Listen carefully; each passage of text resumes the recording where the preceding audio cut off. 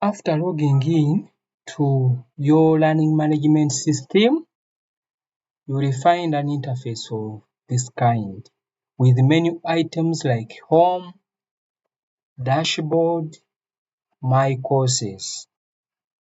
My courses will only appear if you have been enrolled in some courses, either as a student or as an instructor. Now, for the courses where you are seeing the percentage complete, those are the courses where you will be enrolled as a student. While those without that percent complete, those are courses where you've been enrolled as an instructor.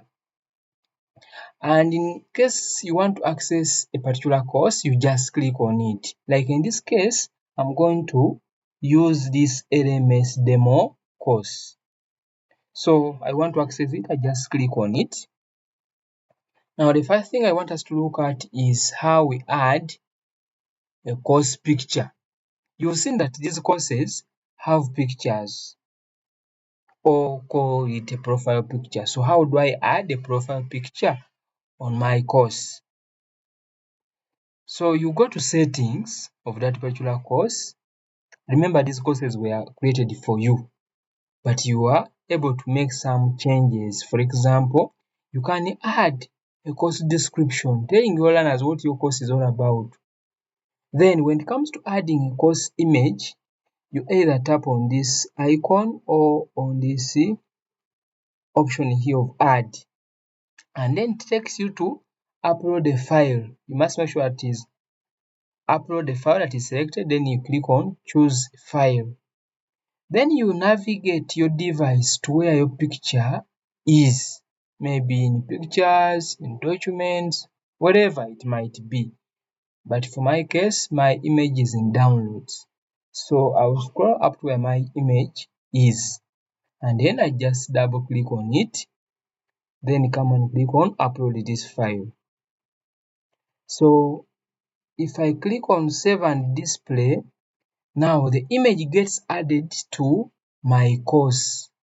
If I go back to my courses, I will now find that my course has a picture.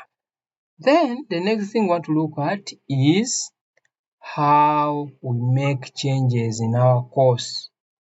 You see, by default, your course has topics, topic 1 up to 4, and also your course needs to have participants. Those are the learners, your students.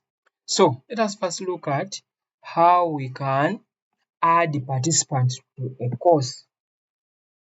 You click on participants. You see there are no participants, it's only me there. So on the right hand side, there's this option of enroll users. You click on it. Now what happens is that the system administrator adds the users to the system, but then it is your responsibility to add users to your own course. So how do you add them? You know the students in your class. So what you do, you just come here and type their names one by one. You see, the moment I type, I get suggestions of names that are having these characters. Like in this case, this is the student I want to add. So I tap on that. I can add like 10, or I select like 10. Maybe there is another one.